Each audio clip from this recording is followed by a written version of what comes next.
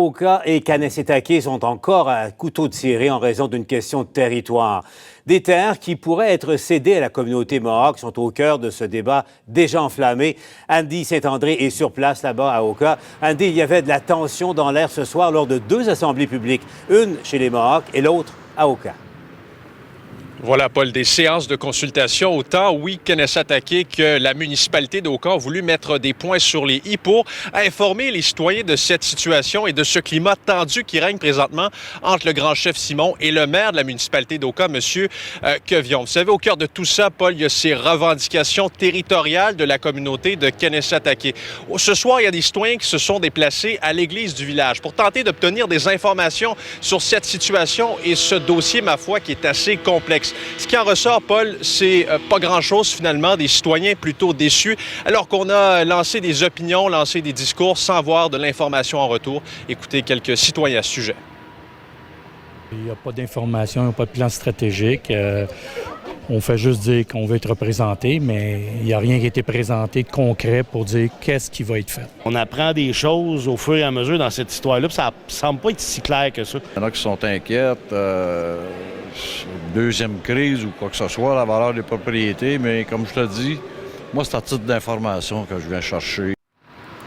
Comme je vous disais, Paul, le dossier il est complexe. Bref, aujourd'hui, ce qu'on doit retenir, c'est que le ton a monté d'un cran. Résumé de mon collègue Yves Poirier.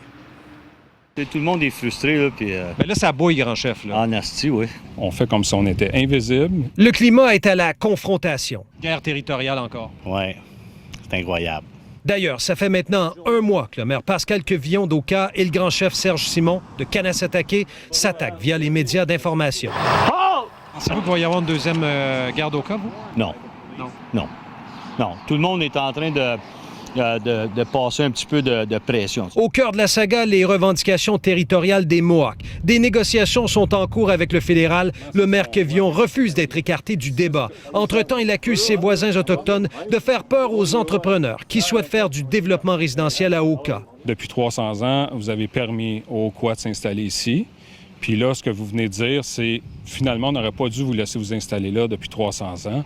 Ces terres-là auraient dû revenir aux Mohawks. On ne nous prend pas en considération. Les deux hommes se parlent à coups de mise en demeure, mais également par lettres. Celle-ci, rédigée récemment par le grand chef Simon, n'est pas très amicale. Des cabanes à cannabis, des cabanes à cigarettes, des sites d'enfouissement.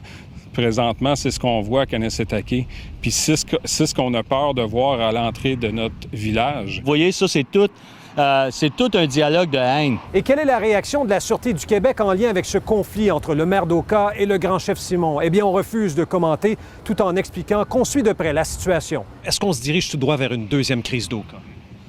On ne le souhaite pas. C'est de passer un message au fédéral que nous, les Okois, on existe, on est présents. Enfin, nous avons voulu avoir une réaction du ministère fédéral des Affaires autochtones en lien avec cet épineux dossier ici à Oka. Silence radio pour l'instant de la part du fédéral. Yves Poirier, TVA Nouvelles, Oka.